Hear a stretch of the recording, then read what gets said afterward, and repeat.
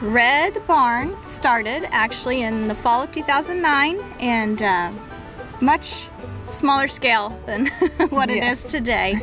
It was me and one other person, and we pulled it off in 3 weeks. And that's right. Which makes me cringe now to even think heavens. of doing it in 3 weeks, but that's how it started.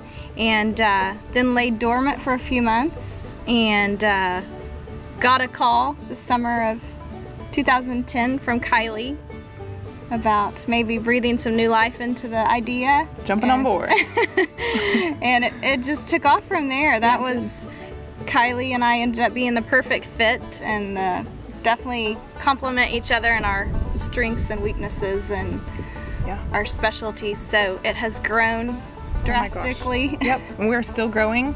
You know, it continues to just surprise us every year, how much bigger we're getting and the type of vendors that we're getting, and the interest, really. The interest. People who are so excited to have this type of event in Oklahoma. We get into more adventures than anything else, and they all start with a caramel frappe from McDonald's. Yes, they do. Yes, they do. That's the junk day requirement. That's right.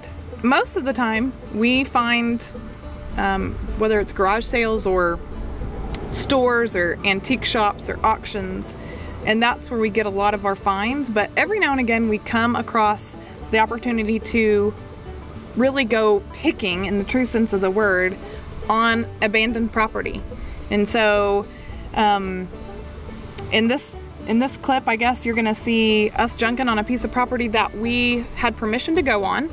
And I mean, it is like kind of stepping back in time, and we put on our gloves and work boots and sweat and and it was a gold mine that we went to 2, 3, 4 times and found new good stuff every time we went. That's right. It was a good one for sure. Yeah, it was a honey hole. Those don't happen all the time, but we do stumble across those things, and the more Red Barn grows, it seems like we just come across leads from really interesting people a lot of the times. And this was one of those places where it was just, you know, things had been sitting for literally years and years and years, which is the stuff that we love, because we can't make things look like that. That's time. Yeah. That's rain.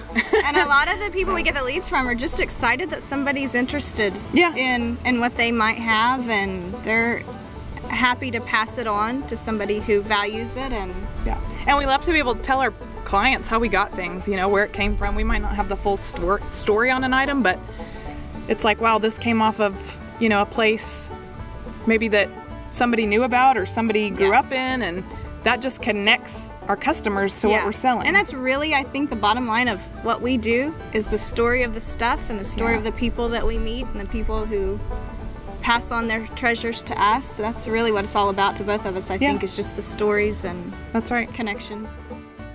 One of the things that we enjoy more than anything, I would say, probably as much as the junk, is the people that have the junk that we buy. We do a great deal of our junking just locally and in Oklahoma, and it has been so much fun to meet the characters that we buy from.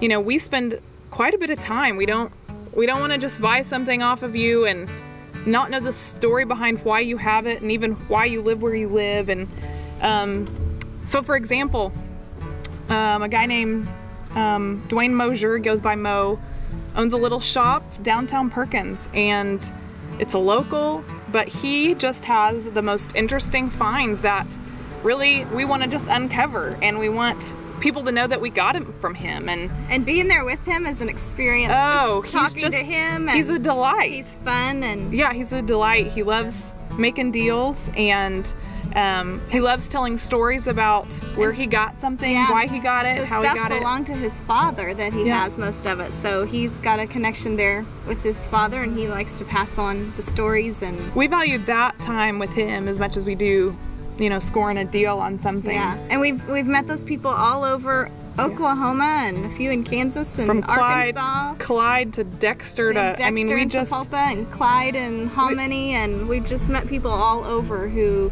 love what we love and love to share their stuff and their stories. Our vision for Red Barn Boutique has always been more than just a junk sale. We've always wanted it to be an experience and be fun and be an event that people come to, even if you don't necessarily love junk. We have more than just junk. We've got, you know, jewelry and clothes and hats and all that, but more than that, we've got experience. Just a fun event, food and photographers and lots of people, and it's just an experience.